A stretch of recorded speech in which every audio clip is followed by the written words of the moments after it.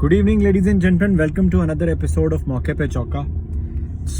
कुछ मसरूफियात की वजह से कल आपसे व्लॉग पे बात नहीं हो सकी, but we are back again क्योंकि two things are very important that are going on. और उसमें सबसे पहले तो आईसीसी चैंपियंस ट्रॉफी का जो सागा है होस्टिंग राइट्स से related board meeting ICC board members की एक मरतबा फिर पोस्टपोन हो गई थी। जो सेकंड बोर्ड मीटिंग है गालिबन as per the great doctor Numan and Rashid Latif शायद सिर्फ 15 मिनट जारी रह सकी। और उसके बाद अब 5 दिसंबर को एक और मीटिंग है एज पर अनकन्फर्म्ड सोर्सेस, और उसमें शायद the fate of the ICC champions trophy hosting rights and hosting agreement will be decided.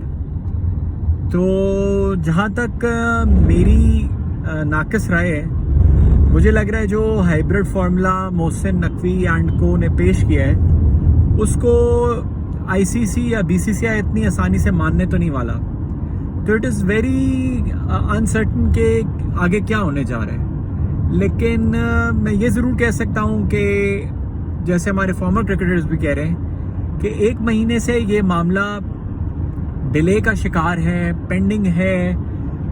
Negotiations की टेबल पे बोर्ड मेंबर्स को पीसीबी ले आया है। ये बहुत बड़ी अचीवमेंट है पाकिस्तान क्रिकेट की, क्योंकि इससे पहले when we were deprived of international cricket specially after 2009 when the Sri Lankan team was attacked, उसके बाद से हमारी कोई से नहीं थी होस्टिंग को लेके, होम क्रिकेट को लेके, अपने वेन्यूज़ पे क्रिकेट की रिकवरी को लेके।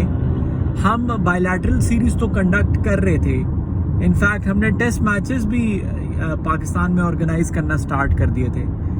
But until the Asia cup हम कोई मेगा टूर्नामेंट ऑर्गेनाइज करने की उसमें पोजीशन में नहीं आ रहे थे। थैंक्स टू नजम सेठी हमने वो हाइब्रिड मॉडल पे कंडक्ट तो किया, बट उसकी वो वैल्यू शायद नहीं हमें मिल सकी, क्योंकि एक तो पाकिस्तान की परफॉर्मेंस उसमें अबिस्मल रही, और दूसरी ये बात थी कि जो इंडिया पाकिस्तान के मैचेस थे या जो सिर्फ इंडिया के मैचेस थे वो न्यूट्रल वेन्यू पे ऑर्गेनाइज किए गए rather than Pakistan. So this is the first time around के अगर पाकिस्तान एक आईसीसी का टूर्नामेंट ऑर्गेनाइज करने जा रहा है तो उसमें पाकिस्तान की जो से है उसको इस हद तक वैल्यू किया जा रहा है कि अगर एक बोर्ड जिसकी मोनोपोली, जिसकी क्रिकेट इकोनॉमी बहुत ऊपर है, वो बोर्ड और एक बोर्ड जो कि आईसीसी की फंडिंग पे रिलाय करता है मेजरली, उनके दरमियान ये टाकरा है और आईसीसी इग्नोर नहीं कर पा रहा पाकिस्तान को। So that is how the scheme of things are going on. So let's see कि आगे भी हमें ऑप्टिमिस्टिक रहना चाहिए बीइंग पाकिस्तानी क्रिकेट फैंस कि पाकिस्तान के हक में बेहतर फैसला हो, जिसकी अभी तक कोई ख़ास उम्मीद तो नहीं लग रही, but we are trying our level best from PCB कि हमारे स्टांस को वैल्यू किया जाए एंड उसको कंसिडरेशन में लाते हुए कोई डिसीजन लिया जाए। इसके बाद मैं बात करूंगा जी, आज सेकंड T20 इंटरनेशनल है between Pakistan and Zimbabwe. Yet again Pakistan preferring an unchanged side to what was played in the first T20। तो अच्छा यंगस्टर्स को आप मौका दे रहे हैं, बट वो यंगस्टर्स जिनको इस सीरीज़ में फीचर होने का मौका नहीं मिलेगा, जिसमें हसीबुल्ला हैं और कुछ और यंगस्टर्स हैं, तो उनका क्या फ्यूचर है, क्योंकि उनको आप फिर मेजर सीरीज़ में तो अपॉर्चुनिटी नहीं देंगे। और उमैर बिन यूसुफ को मैंने डोमेस्टिक में इतना ओपन करते हुए नहीं देखा, तो उनका क्या फ्यूचर है।